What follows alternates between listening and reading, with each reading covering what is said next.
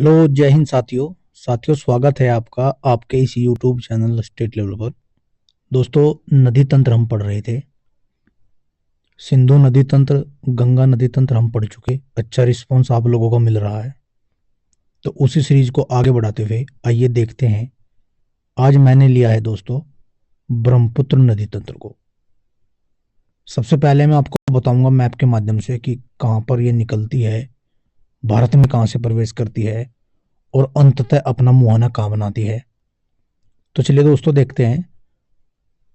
जब मैंने सिंधु नदी तंत्र को पढ़ाया था दोस्तों, वहां पर बताया था कि सतलज और सिंधु, वास्तव में होता क्या है दोस्तों, सिंधु, सतलुज और ब्रह्मपुत्र लगभग ये थोड़ी थोड़ी दूरी पर एक ही जगह से निकलती हैं।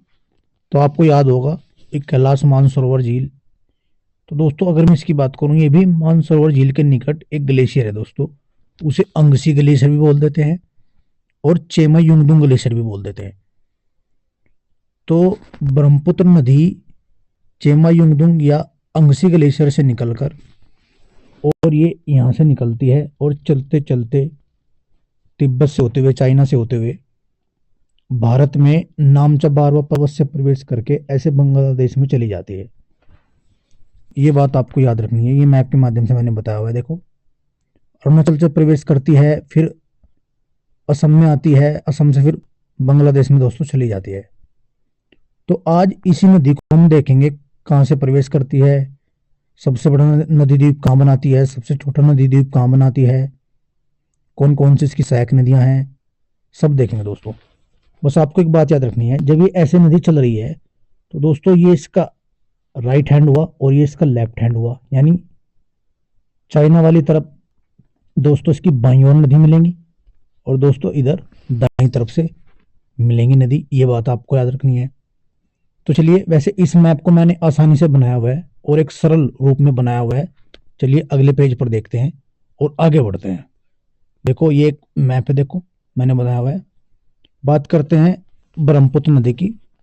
ब्रह्मपुत्र नदी दोस्तों कुल लंबाई इसकी 2900 किलोमीटर है, लेकिन भारत में ये बहती है 916 किलोमीटर के आसपास।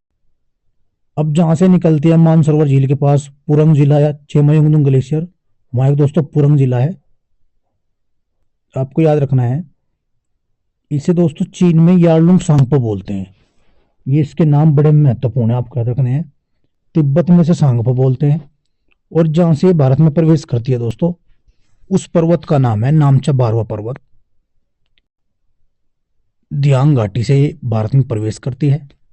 इसके नाम पूछ लेता है। तिब्बत में से सांगपो बोलते हैं, चीन में यार्लुंग जांगपो बोलते हैं, अरुणाचल प्रदेश में से दियांग बोलते हैं, असम में से ब्रह्मपुत्र नदी बोलते हैं, बांग्लादेश में से जमुना बोलते हैं। और ये सबसे छोटी नदी मानी जाती है भारत की। दूसरी बात, इस पर सबसे बड़ा नदी द्वीप बना है माजुली असम में, और सबसे छोटा नदी द्वीप उमानंद ये भी बना है। विश्व के सबसे बड़े और सबसे छोटे नदी द्वीप इसी नदी द्वारा बनते हैं दोस्तों, ये भी बात आपको याद रखनी है।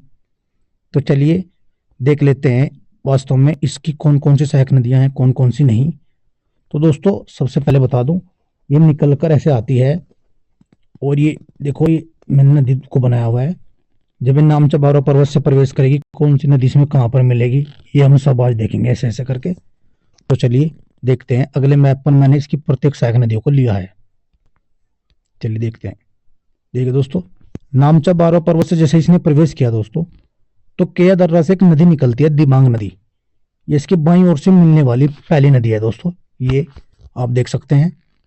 दूसरी नदी दोस्तों में मिलती है लोहित नदी। ये भी वैसे तो तिब्बत से निकलती है, लेकिन ऐसे घूमकर आती है दोस्तों। इस लोहित नदी को खूनी नदी बोलते हैं। और ये पूछा जाता है कि ब्रह्मपुत्र की वह नदी बताओ जिसे खूनी नदी बोलते हैं। तो आपको याद रखना है ये लोहित नदी है दोस्तों, ये मिल जाती है बाईं ओर से।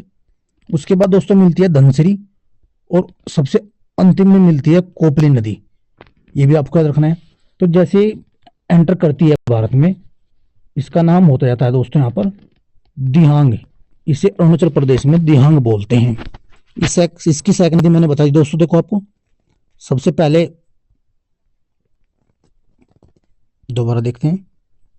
सबसे पहले दिहांग नदी, उसके बाद लोहित नदी, उसके बाद धनसिरी और फिर दोस्तों कोपिली। ठीक इसी क्रम में हम आगे बढ़ते हैं, देखते हैं इसकी दाईं ओर से मिलने वाली नदी। सबसे पहले देखते हैं सुबनसिरी, फिर मानस जो भूटान से निकलती है, संकोश नदी भी दोस्तों ये आपके भूटान से निकलती है, फिर सिक्किम से निकलती है दोस्तों तीस्ता नदी जो जेमू ग्लेशियर से निकलती है।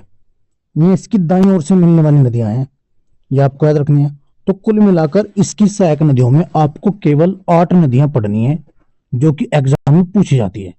मैं फिर आपको बता देता हूं दोस्तों, दिबांग नदी, लोहित नदी, धनसिरी नदी और कोपिली नदी, ये तो इसकी बाईं ओर से मिलने वाली नदी है। जबकि दाईं ओर से मिलती है सुबनसिरी, मानस, संकोश और तीस्ता। कई बार एग्जाम में पूछ लेता है कि इनका क्रम बताइए, सबसे पहले कौन सी मिलेगी। तो आपको याद रखना है दिबांग, लोहित, धनसिरी, कोपिली और सुबनसिरी, मानस, संकोश और तीस्ता नदी, ये आपको बात याद रखनी है। चलिए अब इससे संबंधित कुछ जानकारी को देख लेते हैं जो मैंने इसमें ऐड की हुई है दोस्तों। तो चलिए देखते हैं जानकारी दोस्तों। ब्रह्मपुत्र अन्य नाम मैंने बताया यारलुंग जांगपो, सांगपो, दिहांग, जमुना, अर्थात यारलुंग जांगपो इसे चीन में बोलेंगे, सांगपो तिब्बत में बोलेंगे, दिहांग अरुणाचल प्रदेश में बोलेंगे और बांग्लादेश में से जमुना बोलेंगे। जल विसर्जन के कुल आयतन की दृष्टि से विश्व की चौथी सबसे बड़ी नदी है।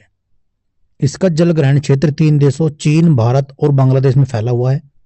इसकी लंबाई 2900 किलोमीटर है दोस्तों। ब्रह्मपुत्र नदी तिब्बत के कैलाश पर्वत में स्थित मानसरोवर झील के समीप अंगसी ग्लेशियर या चेमयुंगडुंग ग्लेशियर के से निकलकर तिब्बत पठार पर हिमालय के समानांतर पूर्व दिशा में प्रवाहित होती है। तिब्बत पठार पर ही यह सर्वाधिक दूरी 1200 किलोमीटर तय करती है, जहां इसे स्थानीय रूप में यारलुंग जांगपो अथवा सांगपो के नाम से जानते हैं। सांगपो का शाब्दिक अर्थ है सोदक।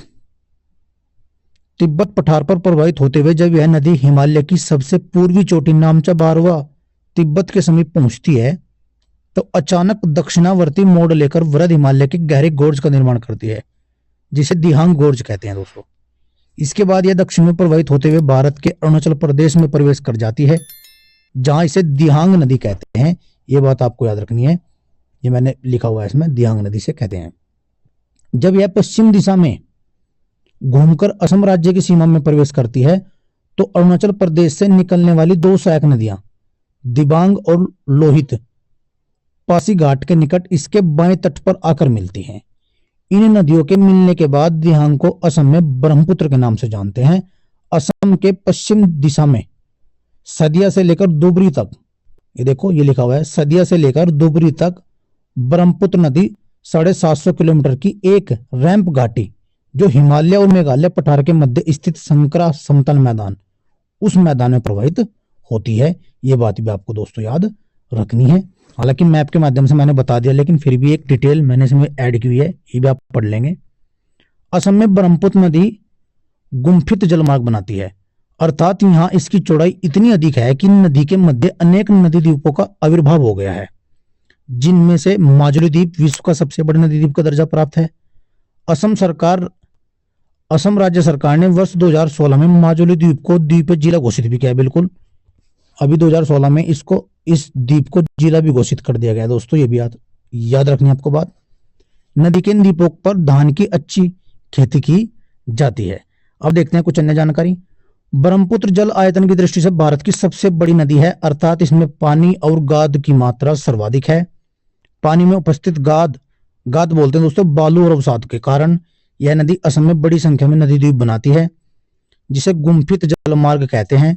तिब्बत क्षेत्र में वर्षा की कमी के कारण इस नदी में गाद कम होती है, लेकिन भारत में ब्रह्मपुत्र नदी भारी वर्षा के क्षेत्रों में असम घाटी से होकर गुजरती है, जिस कारण यह बड़े पैमाने पर जल और गाद बहाती है। चलिए एक डिटेल और देख लेते हैं।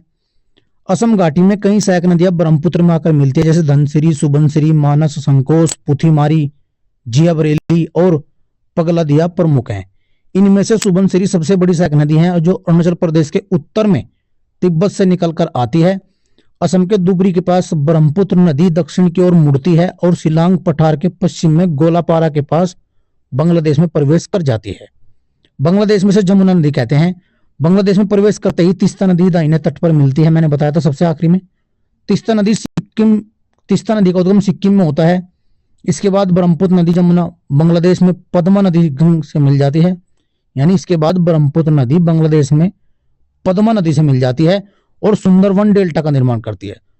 आपको याद रखना है सुंदरवन डेल्टा का 2/3 भाग दोस्तों ये बांग्लादेश में है और भारत में 1/3 भाग है। ये भी बात आपको याद रखनी है। चलिए, बांग्लादेश में पद्मा नदी से मिलने के बाद संयुक्त धारा पद्मा ही कहलाती है। इसके बाद मणिपुर पहाड़ियों से निकलकर बांग्लादेश में बहने वाली मेघना जब पद्मा यानी गंगा ब्रह्मपुत्र की संयुक्त धारा से मिलती है तो संयुक्त धारा ही मेघना कहलाती है दोस्तों। ये बात आपको याद रखनी है। तो दोस्तों इस वीडियो में मैंने मैप के माध्यम से आपको बताया कि कैसे ब्रह्मपुत्र निकलती है, कौन कौन सी उसकी सहायक नदियां हैं। मैं पुनः एक बार आपको फिर बताता हूं। चलिए, तो ये मैप दोस्तों बनाया हुआ था, दोबारा फिर बता देता हूं।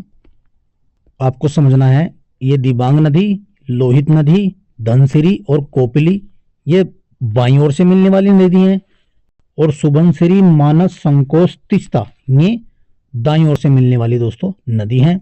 और केवल इस आपके एग्जाम में पूछा जाता है कि इसकी सहायक नदी कौन सी है, इसको कहाँ किस नाम से बुलाते हैं, ये आप सब मैंने इस वीडियो में इंक्लूड कर दिया है दोस्तों। उम्मीद है ये वीडियो आपको पसंद आएगा।